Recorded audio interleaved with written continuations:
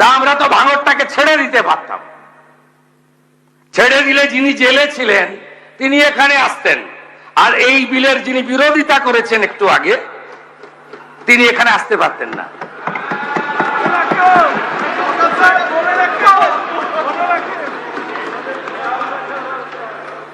আইনের শাসন প্রতিষ্ঠা এবং যখনই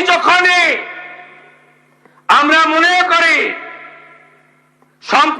সম্প্রদায়ের মধ্যে বিরোধ তৈরি করা হতে পারে, যেমন নওদার এমএলএ করছে, ওর নির্দিষ্ট এজেন্ডা আছে। বিধানসভা ভোটের আগে করেছেন ধর্মীয় স্থান নিয়ে, এজেন্ডা ছিল 135টা এমএলএ জেতাবেন, মুখ্যমন্ত্রী তৃণমূলের হবে আর উনি উপমুখ্যমন্ত্রী হবেন। অন্য কোথাও খায়নি, নওদা রেজিনগরে খাইয়ে দিয়েছেন। এখনো যেটা শুরু করেছেন, উপনির্বাচনে ছেলেকে 72% মুসলিম অধ্যুষিত রেজিনগর থেকে জেতানোর জন্য করেছেন। এগুলো মনের কথা নয়, আমি জানি। যেভাবে আগের সরকার মুখ্যমন্ত্রীর নেতৃত্বে মুসলিমদের আধুনিক শিক্ষা দেয়নি, পরিযায়ী শ্রমিকদের বড় অংশ মুসলিম,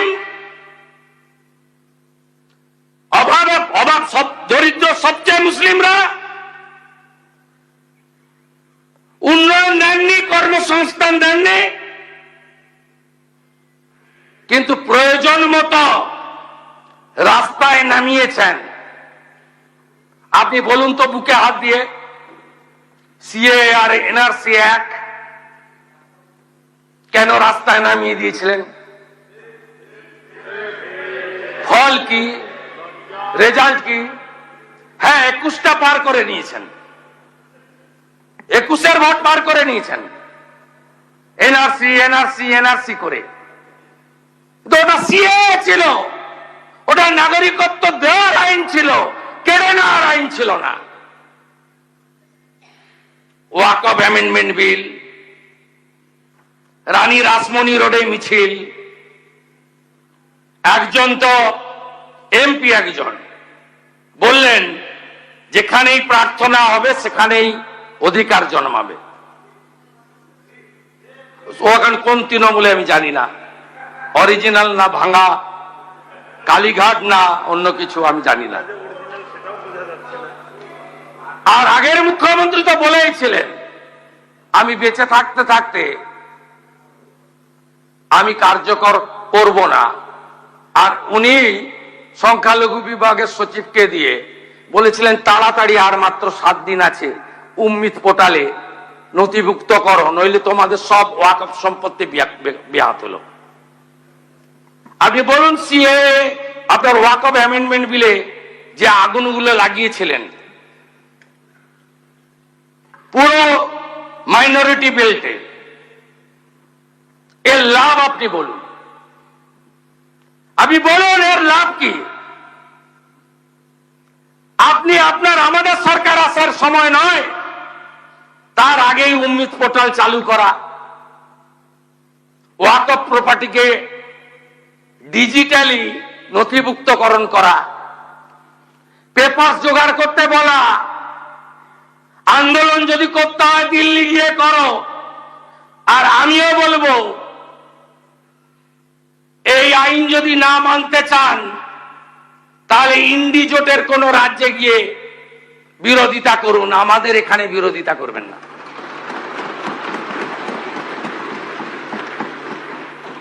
ভুল পথে চালিত করে আজকে এই লোকগুলোর পরিবার ঠাকুর বানাতো। প্রথম গেলেন হরগোবিন্দ দাসের ফ্যামিলিতে কমরেড মোহাম্মদ সেলিম, তার সঙ্গে মীনাক্ষী বোন গেলেন, বললেন, শুনলেন, বলে আমাদেরই তো পরিবার, দাঙ্গা ঠেকানোর জন্য প্রাণ দিয়েছে। তারপরে আমাকে আটকে রাখলেন এলওপিতে, পুলিশের হাত দিয়ে 10 লাখ টাকার চেক পাঠালেন। ছেলেগুলো দিন মজুরি না করলে খেতে পায় না, প্রধানমন্ত্রী অন্ন সুরক্ষার চাল আর গম না হলে এদের চলে না। এই পরিবারগুলো আত্মসম্মান বোধ আছে। পুলিশকে বলল যিনি মেরেছেন তিনি চেক পাঠিয়েছেন, নেব না। কম চেক না, 10 লাখ টাকার চেক। তারপরে হাইকোর্ট থেকে পারমিশন নিয়ে আমি গেলাম 14 দিন পরে। বিজেপি 10 লক্ষ 1,000 টাকা করে দুটো চেক আমার হাতে দিল। আমি নিয়ে গেলাম, আমার চেক গ্রহণ করলো, বিজেপির চেক। আমি জিজ্ঞেস করলাম আপনার সিপিএম ফ্যামিলি? কমরেড মোহাম্মদ সেলিম বলছেন, প্রাক্তন সাংসদ, যে দাঙ্গা আটকাতে গেছিল তাই মারা গেছে।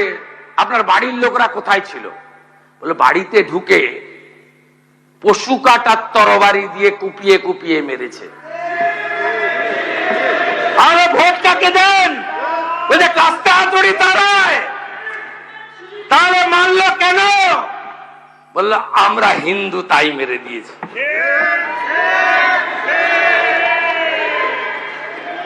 এই লোকগুলো 6 মাস 8 মাস জেলে থাকবে, বেরিয়ে আসবে, আবার বুক ফুলিয়ে ঘুরবে, আবার পঞ্চায়েতে লড়বে, আবার ভোট লুট করবে। এই জিনিস বন্ধ করার জন্যই এই আইন। এটা মাটি ছাড়া করব, কোন দাঙ্গাবাজের স্থায়ী নেই। আর যে যার পাস রেকর্ড খারাপ থাকবে, যে দলেরই হোক, যে নেতাই হোক, 1 বছর প্রিভেন্টিং অ্যারেস্ট থাকবে। আশা করি রাজনৈতিক লড়াই করবেন, অনুমতি নিয়ে রাজনৈতিক কর্মসূচি করবেন। আমাকে 104 বার হাইকোর্টে যেতে হয়েছে। আর প্রাক্তন মুখ্যমন্ত্রীকে 15 দিনের মধ্যে রানী রাসমণি চেয়েছিলেন। আমি বললাম যানজট হয়ে যাবে। আমার ধারণা ছিল প্রচুর লোক আসবে,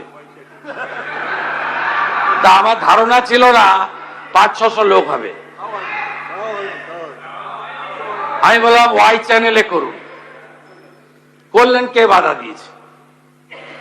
তা বলে আপনি অ্যাপ্লিকেশন করে দিয়ে কলকাতার রাস্তায় ভিক্টোরিয়ার সামনে ফিতা নিয়ে চলে যাবেন? কি মামার বাড়ি নাকি? ফিতা নিয়ে যাবেন মাপতে? কে অধিকার দিয়েছে আপনাকে? কে অধিকার দিয়েছে? পারমিশন প্রেয়ার করবেন, কোথায় দেব বলে দেব, কোথায় দেব বলে দেব। আরে আপনাদের লোক প্রচুর, প্রচুর লোক, লক্ষ লক্ষ লোক, 30 লাখ লোক হয়। 11 সালে তো ব্রিগেডে গেছিলেন, এবারেও চলুন না ব্রিগেডে যাই। দম আছে?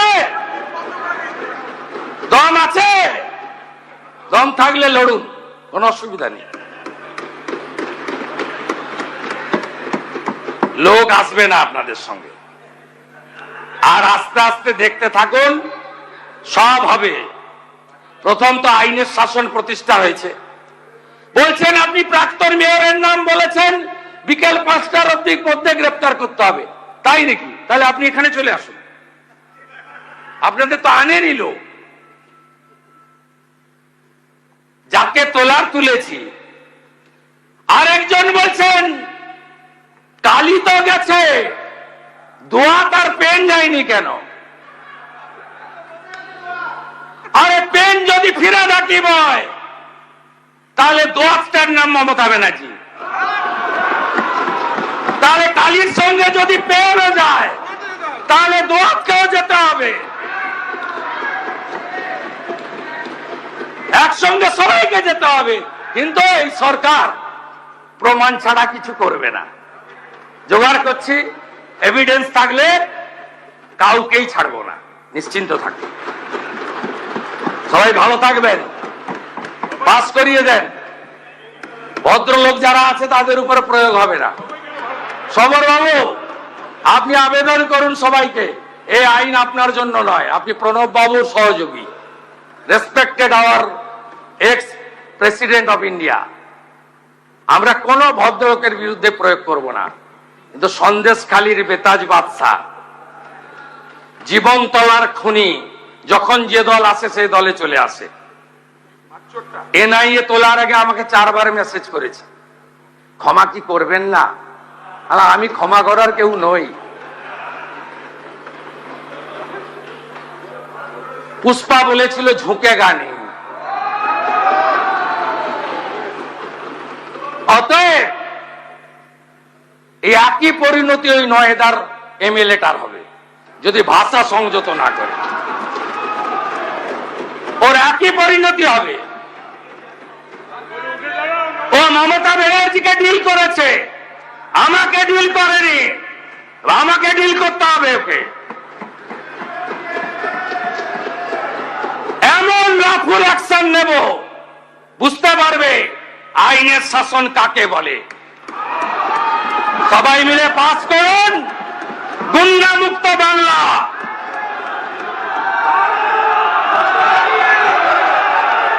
গুন্ডা মুক্ত বাংলা, 1 টাকাও ছাড়া হবে না। বকরিদ করেছেন, অসুবিধা হয়েছে? মহরম করেছেন, অসুবিধা হয়েছে? কোথাও কেউ বাধা দেয়?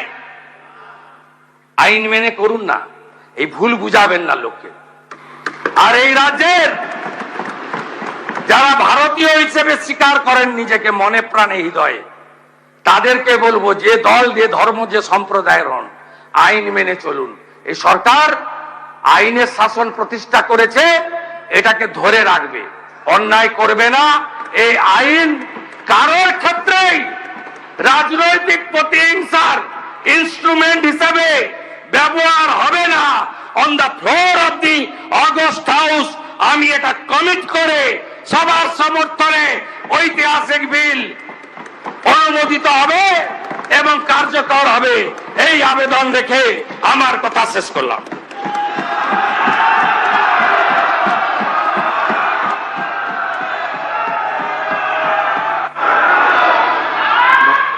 ধন্যবাদ।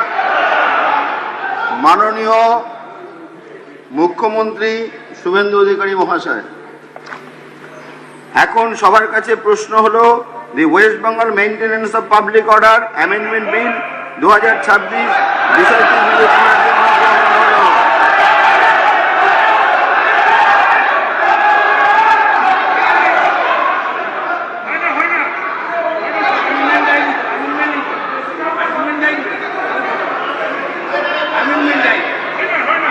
অ্যামেন্ডমেন্ট দেওয়ার দরকার ছিল, অ্যামেন্ডমেন্ট দেননি, তাই অ্যামেন্ডমেন্ট দেননি।